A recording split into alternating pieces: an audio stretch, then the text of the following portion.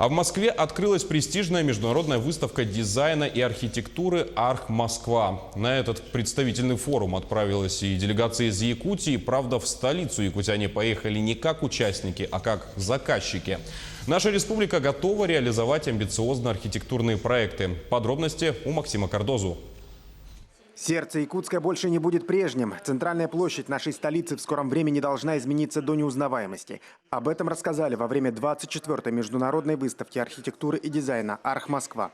Делегация нашей республики объявила о начале открытого конкурса на лучшую концепцию по реконструкции площади Ленина. Это часть реализации федерального проекта «Комфортная городская среда».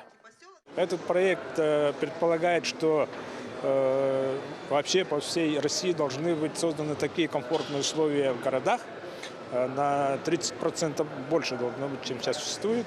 Создаются так называемые региональные центры компетенций, которые должны будут работать в части того, чтобы консультировать органы местного самоуправления в работе над созданием комфортных пространств у себя в поселениях. Так? Не столицы единой. Объявлен конкурс не только по реконструкции площади Ленина. Международных экспертов пригласили и к участию в создании нового туристического кластера на полюсе холода в Аймиконе. Мы планируем в рамках конкурса начать с мастер-плана. То есть это прежде всего комплексный проект, мастер-план самого села Аймикон.